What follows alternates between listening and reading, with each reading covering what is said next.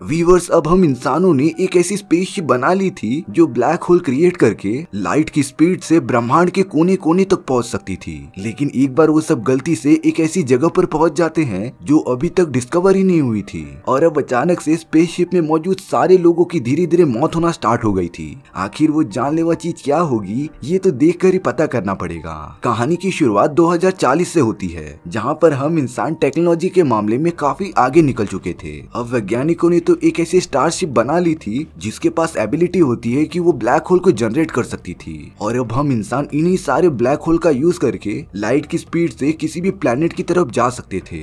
इन सारी चीजों को अच्छे से टेस्ट करने के लिए उस स्टारफिश को नेपच्यून प्लेनेट पर भेजा गया था, और अब उस स्टारशिप की मदद से उस जगह पर बहुत ही बड़ा ब्लैक होल क्रिएट कर दिया गया होता है। उस स्टारशिप के साथ बहुत सारे वैज्ञानिक ब्लैक होल के अंदर चले गए थे, पर उनके साथ पता नहीं क्या हुआ, वो सब वापस ही नहीं लौटे, और अब इस बात को पूरे 7 साल बीत जाते हैं। उस ब्लैक होल में गई स्पेसशिप का तो कुछ नामो निशान ही नहीं था, पर तभी एक दिन वो स्पेसशिप नेपच्यून प्लेनेट के पास से ही वापस निकलती है। पर ब्लैक होल में जाने के बाद उस स्पेसशिप का आखिर क्या हुआ, ये किसी को भी पता ही नहीं था। अब हमें डॉक्टर विलियम नाम का एक एस्ट्रोनॉट दिखाया जाता है। विलियम को तो बार बार अपनी मरी हुई वाइफ के सपने आते थे, क्योंकि विलियम अपनी वाइफ को प्रॉपर टाइम नहीं दे पाया, जिससे कि वो एक बीमारी से मर गई थी। दरअसल डॉक्टर विलियम ने ही उस बड़े से स्पेसशिप का डिजाइन रेडी किया था, और अब उसे अपनी टीम के साथ एक मिशन दिया जाता है कि वो स्टारफिश पर जाकर वहाँ की इन्वेस्टिगेशन करे। विलियम तो अपनी पूरी टीम के साथ रेडी हो जाता है वहाँ जाने के लिए। उसकी टीम में कैप्टन मिलर भी शामिल होते हैं, और अब टीम के सारे मेंबर्स उस जगह जाने के लिए स्लीपिंग चैम्बर में चले गए थे। लेकिन डॉक्टर विलियम जैसे ही अंदर जाता है, उसे तुरंत ही अपनी मरी हुई वाइफ के विजन्स आने लगे थे, और ये सब विलियम के लिए बहुत ही ज्यादा डरावना था। सभी लोग विलियम को बाहर निकालकर अच्छे से संभालते हैं। कई दिनों के सफर के बाद वो सब नेपच्यून प्लैनेट की तरफ पहुंच गए थे। अब डॉक्टर विलियम अपने सारे टीममेट्स को बताता रहता है कि वो सब आखिर यहाँ पर करने क्या आए हैं, क्योंकि इस मिशन की डिटेल्स के बारे में विलियम ने अपनी टीममेट्स को ज्यादा कुछ नहीं बताया।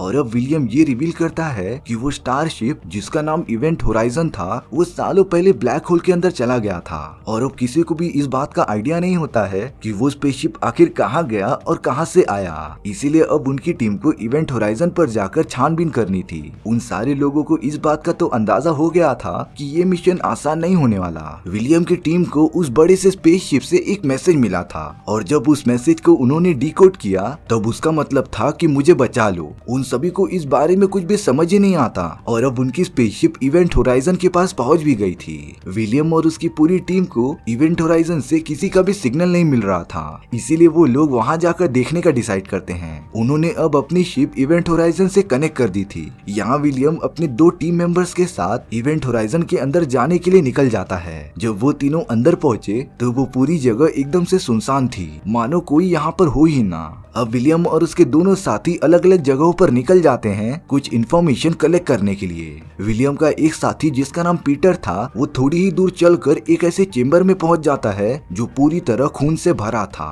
पीटर को तो वहाँ पर कई लोगों की मरी हुई लाशें भी दिखाई देती हैं जो पूरी तरीके से एकदम सड़ चुकी थी। वहीं दूसरी तरफ बेन नाम का एक एस्ट्रोनॉट उस जगह पर पहुंच गया था जहां ब्लैक होल बनाने की मशीन मौजूद होती है। बेन जैसे ही उस डिवाइस को देखने के लिए आगे बढ़ता है, तब पता नहीं कैसे वो डिवाइस अपने आप ही एक्टिवेट हो गया था, और अब उस डिवाइस में से रोशनी निकलने लगी थी। बेन को थोड़ी देर बाद वहां पर ब्लैक कलर का लिक्विड दिखाई देता है, लेकिन बेन ने जैसे ही उसे टच किया, उससे कोई चीज अचानक से अंदर खींच लेती है। लकीली बेन ने अपने सूट पर रस्सी बांध ली थी, जिससे कि अगर कोई गलती से यहाँ पर आ गया तो वो बेन को खींचकर बचा सकता था। लेकिन अब उस डिवाइस से इतने स्ट्रॉन्ग वेव्स निकलना स्टार्ट हो गए थे ना, जो देखते ही देखते पूरे स्पेसशिप को डिस्ट्रॉय करना स्टार्ट कर देते हैं। यहाँ तक कि डॉक्टर विलियम की भी स्पेसशिप एकदम से खत्म हो गई थी। इसीलिए अब कैप्टन मिलर भी अपने बाकी टीममेट्स के साथ इवेंट होराइजन स्पेसशिप के अंदर आ जाते हैं। कैप्टन मिलर तुरंत ही बेन के पास पहुंच गया था, और वो रस्सी की मदद से बेन को वापस से बाहर निकाल लेते हैं। उस जगह की ऑक्सीजन भी जल्द से जल्द खत्म होने वाली थी, इसीलिए अब उन सभी को कैसे भी करके वहाँ पर ज्यादा टाइम तक सरवाइव करने का तरीका ढूंढना ही पड़ेगा।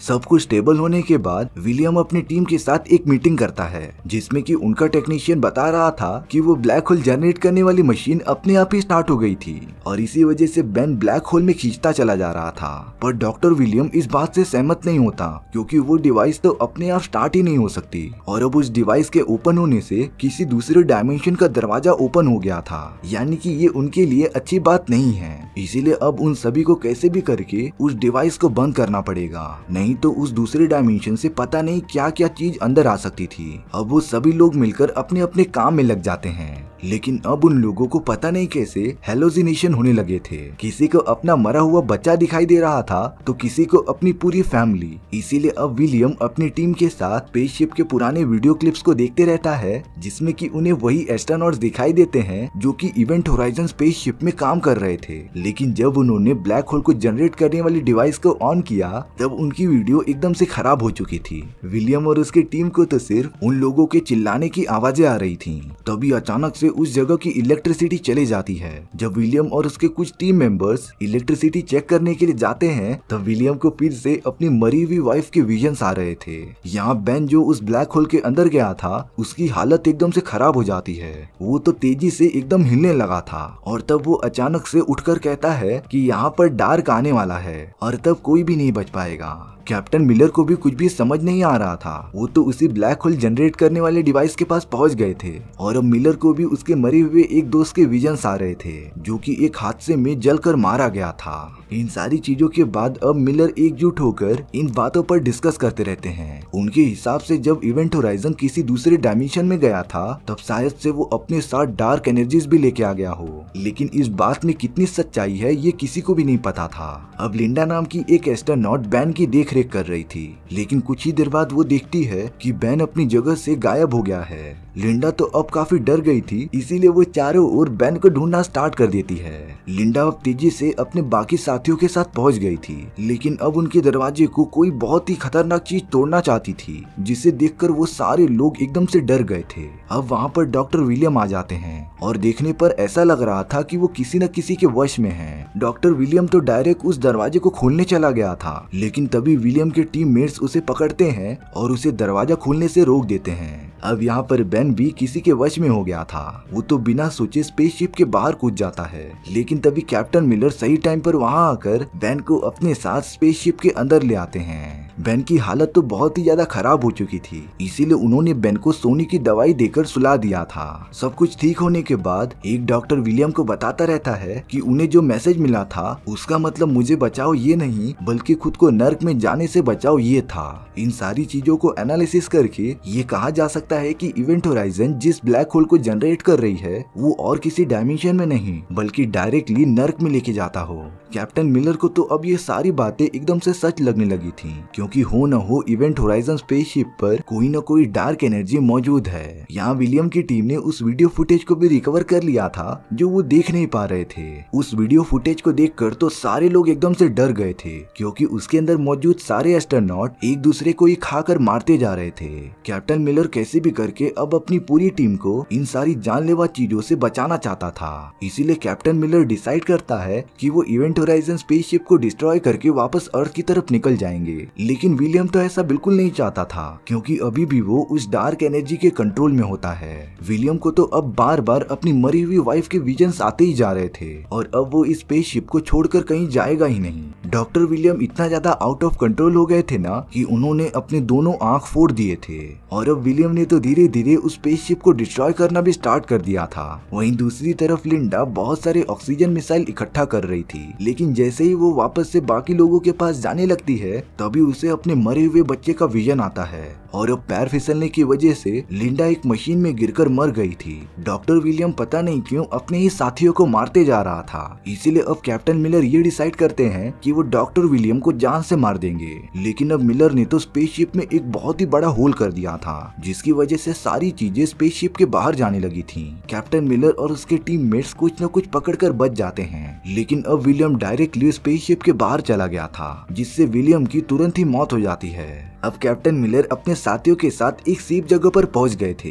कैप्टन मिलर बताते हैं कि इस जगह से निकलने के लिए उन्हें स्पेसशिप के एक पार्ट में बैठकर यहाँ से निकल जाना पड़ेगा और दूसरा पार्ट यहीं पर रहेगा। दरअसल इवेंट होराइजन स्पेसशिप को इसी तरीके से डिजाइन किया गया था, लेकिन जब वो सब इस प्रोसेस को शुरू करने जा रहे थे तभी कैप्टन मिलर के पास बहुत ही तेज धमाका होता है। उनके पास वो कंट्रोलर मौजूद था जिसे दबाकर वो स्पेसशिप के एक हिस्से को अर्थ की ओर भेज सकते थे, लेकिन उस धमाके से बचने के लिए कैप्टन मिलर भागते भागते उसी रूम में पहुंच जाते हैं जहां पर वो डिवाइस रखा गया था। यानी कि कैप्टन मिलर अब वहां पर फंस जाते हैं। तभी उस जगह पर अचानक से विलियम आ गया था जिसकी बॉडी पूरी तरीके से जलकर एकदम काली हो गई थी। वो बताता है कि जब वो स्पेस में गया तभी इस इवेंट होराइजन स्पेसशिप ने उसे अपने अंदर लेकर बचा लिया।